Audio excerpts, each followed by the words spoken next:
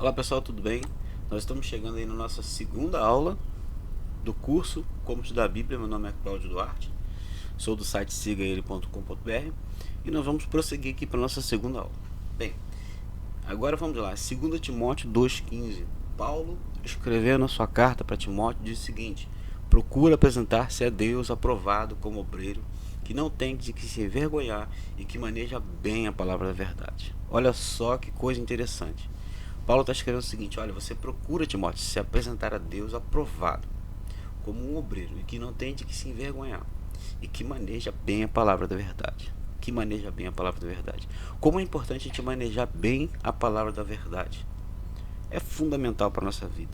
Então nós precisamos de saber como manejar bem a palavra da verdade. É isso que Paulo está dizendo para Timóteo. Aprenda, Timóteo, a usar bem a Bíblia. Vamos seguindo. Antes, aquele pedido de sempre, visita o site, compartilha esse vídeo, curte, e se você não se inscreveu, se você achar interessante, se inscreva, tá? Quando você compartilha um vídeo, você ajuda a gente a divulgar esse conteúdo e ele vai crescendo e vai aparecendo para as pessoas, tá bom? Vamos lá.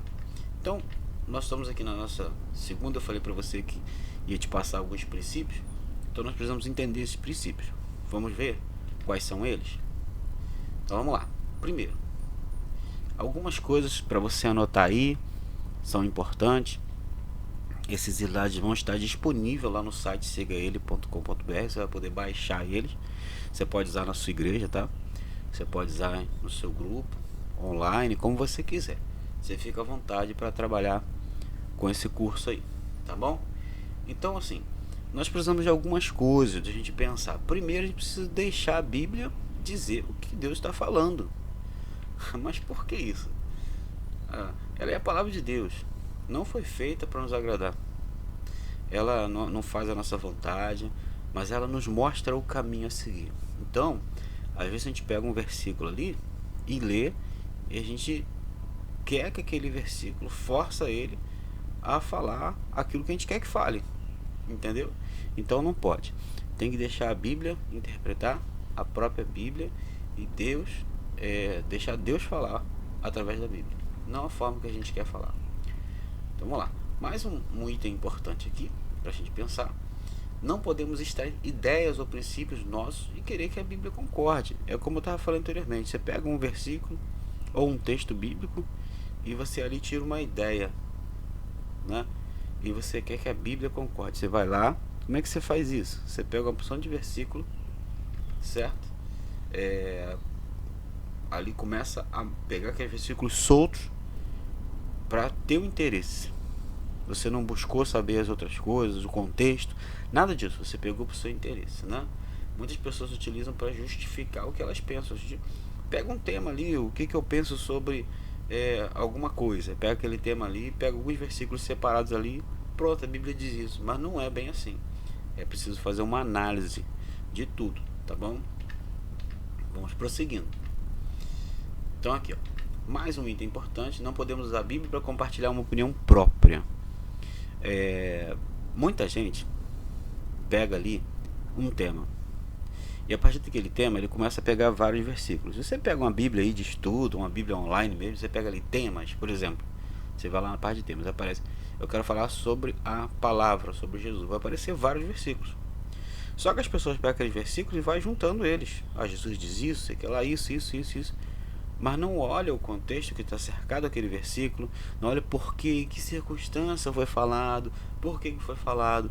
Então isso aí, gente, a gente pode cometer erros graves, entendeu? Construir uma ideia, né, a partir de versículos sem contexto, não tem como, a gente constrói uma visão errada. Já vi muita gente pegar alguns versículos e montar o seu estudo ali particular e interpretar da forma errada, porque não avaliou o contexto de cada um, não entendeu o que cada escritor estava falando ali, o porquê que ele estava falando. Isso é importante, a gente tem que tomar cuidado com isso, tá? Então é um passo importante para a gente pensar. Por isso muita gente aí interpreta errado, né? Vamos pegar alguns exemplos aqui de alguns versículos mal interpretados. Por exemplo, você pega: tudo posso naquele me fortalece. Esse aí parece que é o campeão. Esse é o campeão. né? Tá escrito tudo quanto é lugar. Tudo bem. Ele dá uma sensação de vitória, né? Assim. E é uma vitória mesmo, mas eu queria esclarecer para vocês. Ele dá a sensação de que o cara pode tudo com Jesus. Ele pode todas as coisas. Ele é imbatível, né? Vou vencer tudo. Tudo que vier eu vou vencer. Mas qual a interpretação correta desse texto? Vamos lá. Paulo, nesse contexto, ele está dizendo que ele passou por várias situações. Teve fartura, necessidade, foi assaltado, bateram, teve perigo, quase morreu. Aí no final ele fala, tudo posso naquele que me fortalece. Então assim, gente, não é assim uma coisa assim que se prega hoje, né? Assim muito. Eu sou um vencedor. Você mas preste atenção no que eu tô falando. Então eu posso tudo, eu vou conseguir um carro novo, uma casa, um emprego bom. Paulo não está falando disso. Paulo está falando que ele passou por muita necessidade, muita coisa, sofreu bastante, mas ele passou tudo isso, ele pode, naquele que fortaleceu ele. Então o contexto é outro. É um contexto de vitória, sim, mas olha quando ele fala assim, olhando para trás, olha só o conteúdo, olha o que ele passou. Então é muito diferente eu querer só coisas grandes. Não, eu posso passar por necessidade, eu posso passar por tribulações na minha vida, problemas, dificuldades. As pessoas podem escarnecer de mim, as pessoas podem falar até mal de mim, mas eu posso naquele que me fortalece. Então, entendeu o contexto? É um versículo muito importante. Vamos pegar um outro versículo que talvez assim você já tenha visto, né? Então tá em Lamentações. Esse eu já vi demais, muito, muito mesmo.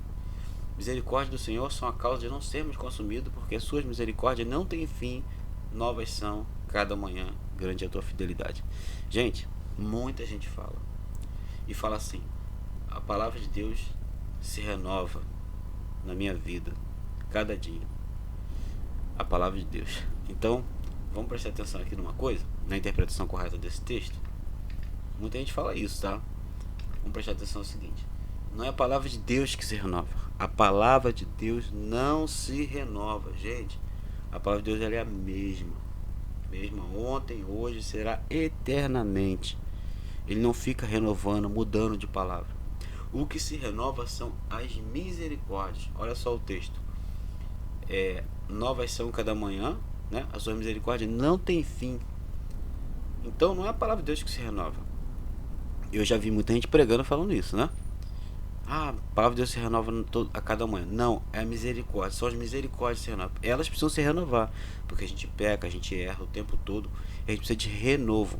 Então é a palavra de Deus que se renova, é a misericórdia que se renova. A palavra de Deus não. Então assim, a gente precisa tomar cuidado com isso, porque quando a gente lê a palavra de Deus, parece que ela é nova, assim, parece que ela está se renovando mesmo. Porque às vezes você lê um versículo, um texto, né, uma história ali, e você lê, você fala, poxa, eu nunca tinha percebido isso, agora eu estou tendo um entendimento diferente. Mas não é a palavra que mudou, é o seu entendimento que melhorou. Ou seja, lembra do primeiro versículo, quando a gente falou lá na primeira aula, lâmpada para os meus pés é a tua palavra? É isso que acontece, quando eu olho para a palavra de Deus, o Espírito Santo ilumina para mim, ele me dá um entendimento da palavra de Deus, acontece que eu tenho um entendimento melhor sobre aquilo ali.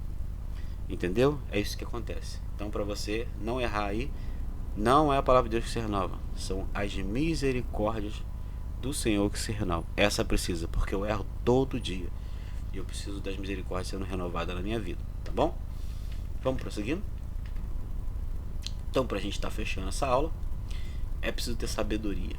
E tem um versículo, gente, eu gosto muito desse versículo, eu acho muito legal.